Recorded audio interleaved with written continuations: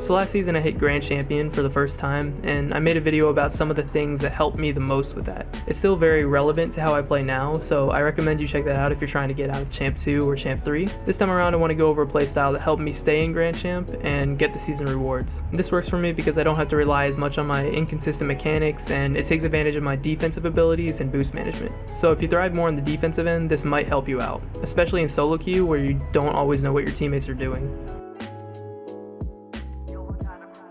This is kind of a tangent, but when you play passively, you might find yourself hesitating or being a bit slow to challenges, so you want to build up your game sense before jumping into ranked. Like most people, I warm up in free play and custom training, but after that, I play some ranked 1v1s. I know it's stressful, but that's kind of the point. If you go from the most stressful game mode to any other mode, it'll calm your nerves heading in. And of course, ones will also help you with decision making, especially in regards to challenging the ball. You don't even have to play that many games. I play 3 every day before heading into 3s. You'll embarrass yourself a lot, but you'll get so much better and it's definitely worth it.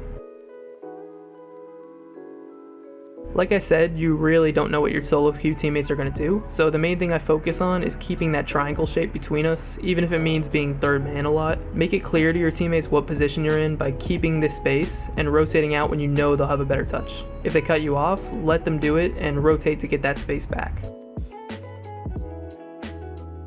The whole idea behind playing passively is to let the plays develop rather than forcing them. Offensively, you want to go for plays that keep the possession rather than just flipping into the ball the first chance you get. Sometimes this means faking the challenge completely to force a giveaway of possession. Your number one goal as first man should be to get your teammates possession with space. If you're second or third man, make sure you don't get beaten to the ball and that your teammates aren't going. Sometimes the play isn't going to be there and that's fine. Just don't take yourself out of the play through a rush challenge. Defensively, keep yourself available for passes, but rotate back post if you're not completely confident in your team clearing the ball. If you have to wait for a while, that's fine. If you have to rotate several times back on the same play, that's also fine. Just be patient, don't panic, and don't get in your teammates' way. They'll make several rush decisions because of the pressure, so avoid double commits at all costs. When it's your turn to hit the ball, pass it to a teammate if you can, otherwise stay behind the ball for a 50-50. Whenever you rotate back, make sure to collect the small pads, and on breakaways where you're the last man, this is where you have to trust your defensive skills. Instead of rushing in, you might want to bait out the shot so you can quickly react and push it at the side.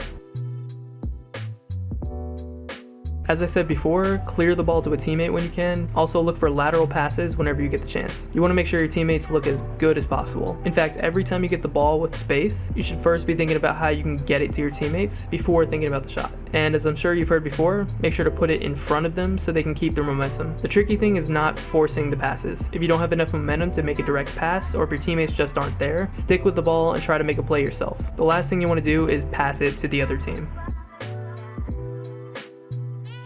When you play passively, you'll probably be one of the slower players on the field. This can leave you susceptible to boost starving, which forces you to be smart about how you manage your boost. Try to avoid breaking away for the full boosts if the ball is in a dangerous spot, or if it takes you away from an offensive play. Instead, grab the small pads whenever you can in your rotation path. You can make a lot of plays with less boost than you think. And of course, don't waste boosts on low opportunity plays. You can always rotate out, get some pads, and get ready for another chance. On defense, you should be able to make a lot of low boost saves.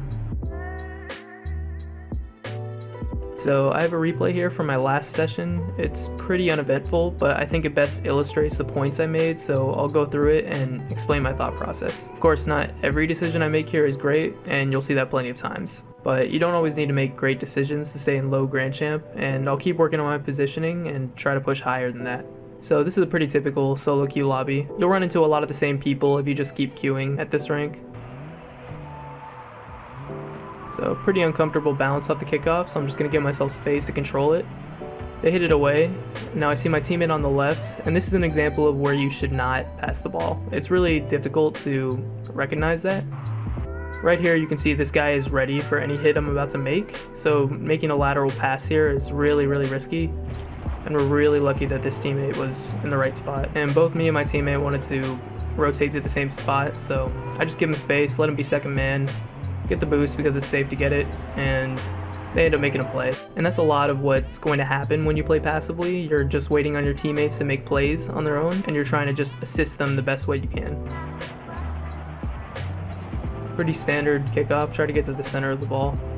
Gonna rotate out, gonna wait to see what he does. I was really confused why my teammate was dribbling this to the middle of the field, but luckily he had it under control. See my teammate moving in here, I'm gonna rotate behind him.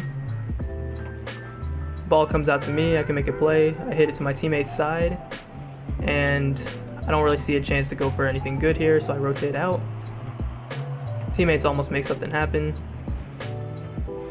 I'm gonna take my time here. I have someone behind me, so I'm gonna go early to try and force out a touch, and luckily my teammate was there on the backboard.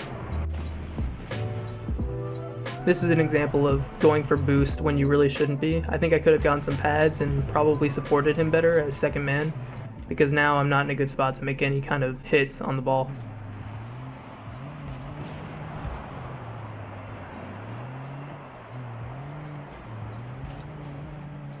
This was also a pretty rushed challenge. I saw my teammate pass the ball and I dove in too much for it. Again, I'm just trying to space out for my teammates as best as I can.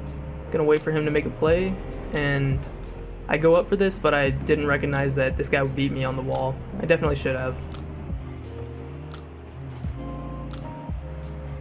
Alright, got a teammate behind me. I'm gonna try and make a challenge. Don't know why that teammate went, but it's okay. Recognize I can make some kind of hit here. Accidentally double jumped, but it worked as a pass. And right here, I didn't expect my teammate to get a second touch on this, but diving in for this was pretty foolish in the first place, and luckily I make a last second touch that avoids an open net. Teammate hit to my side, so I'm just going to take control. Got a little bit of space.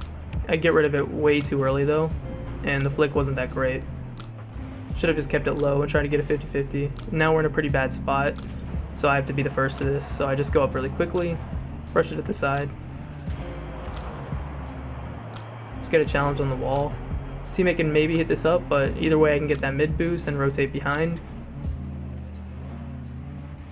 Gonna wait for his touch now, and I can get a pass. It was a really good pass, and almost something good came out of it. Gonna rotate back while that teammate goes, because he was a bit slow to the ball. Teammate hits it to my side, so now I can make a hit. Wasn't the best hit, but did force out a save. It's a good demo from them.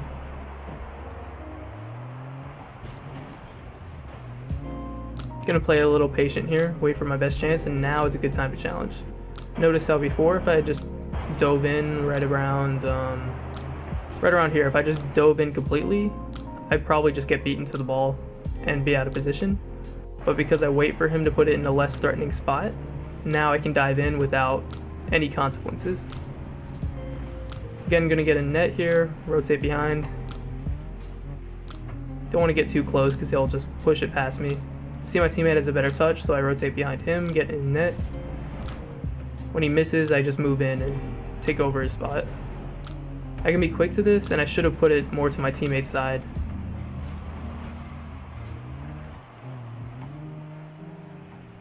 Gonna wait to see if there's any kind of touch that happens. Not gonna dive in for that one.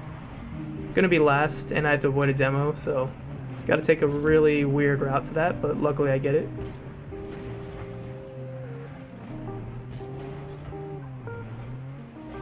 Gonna make sure as I rotate back to get the small pads, not go out of position for a big boost.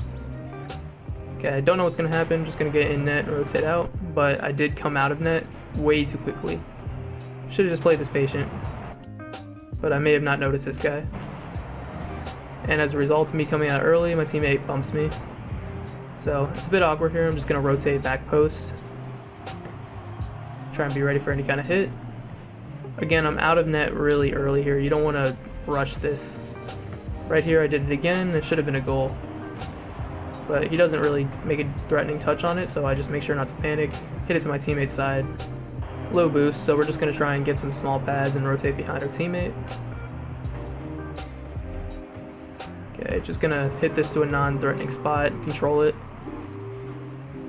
See if there's a pass. Doesn't really happen, so rotating back. Notice I can be the one pushing this, but I don't dive in. Okay, don't know if he's going to have a shot, so I rotated back. Again, I'm coming out really early from that goal. I get a nice little fake here, and we were kind of confused as to who was going to go for this, but we did get a nice pinch out of it. Okay, not going to over-aggress this. Going to make him flick it. Teammate can get it. I'm not going to go in for that. That'll be a ball chase. Taking our time, waiting for the right chance. It wasn't there. Clock's going down now, don't want to dive in for anything, and that's what I just did right here. Don't get too anxious. Even with the clock going down, you don't want to just dive in for stuff like this. Clearly, it's not my challenge to make, and it was a bad idea. Just keep some pressure here. Get in the way so they can't get anything going. And that's game. So really just a lot of rotating and waiting for passes, and hopefully you can see my intentions with a lot of this stuff. And it's not perfect, obviously, but hopefully I'll be able to make an updated video as I get better and show you guys some more rotation tips. For me, this playstyle helps deal with solo queue teammates while also using some of my strengths to my advantage, and hopefully it does the same for some of you too. Either way, good luck ranking up, and I'll see you guys in the next one.